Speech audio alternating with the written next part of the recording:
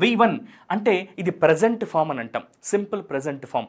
సింపుల్గా V1 అంటే ఏంటి అని అంటే ఒక పని, ఒక యాక్షన్, అది వర్బ్ యొక్క మొదటి రూపము. సింపుల్ ప్రజెంట్ టెన్స్లో దాన్ని ఉపయోగిస్తాము. V2 అంటే ఏంటి సార్ అంటే పాస్ట్ ఫామ్ అని చెప్పి చెప్తాము. పాస్ట్ ఫామ్ అంటే గతంలో గడిచినటువంటి పని అని. ఇక V3 అంటే పాస్ట్ పార్టిసిబుల్ అని చెప్తాం. పాస్ట్ పార్టిసిబుల్ అంటే అర్థం ఏంటి సార్ అంటే ఒక పని పూర్తిగా జరిగిపోయింది అన్నట్టుగా. ఇదేమో సింపుల్ ప్రజెంట్ ఫామ్ అని చెప్పి చెప్తాం. సింపుల్ ప్రజెంట్ ఫామ్ అంటాం. ఇది ఖచ్చితంగా నేర్చుకోవాలి. V1, V2, V3ని మీరు ఖచ్చితంగా నేర్చుకోవాలి. దీంతోపాటు V4 అనేది కూడా అదనంగా నేర్చుకోవాలి. V4 అంటే ఏంటంటే V1కి ఇంగ్ ఫామ్ యాడ్ చేస్తే చాలు. దీన్ని ఏమంటాం సార్ అంటే ప్రజెంట్ ప్రోగ్రెసివ్ ఫామ్ అని చెప్పి చెప్తాం.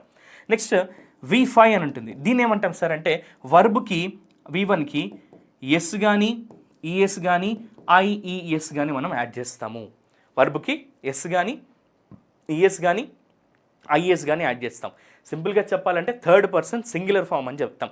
హీ, షీ ఇట్లకి దీనికి మనం యాడ్ చేస్తాం అనమాట, గుర్తుంచుకోండి. సో ఇవి V5 దాకా, V1 నుంచి V5 దాకా మీకు 1000 ఉంటాయి. అంటే సుమారు ఎన్ని పదాలు అవుతాయి?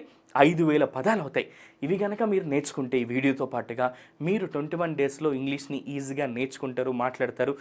నేను ఇప్పుడు తెలుగులో ఎంత అనర్గళంగా మాట్లాడగలుగుతున్నామో ఇంగ్లీష్లో కూడా అంతే అనర్గళంగా మాట్లాడగలుగుతాం. ఇది మన ఛాలెంజ్, 21 డేస్ ఛాలెంజ్లో.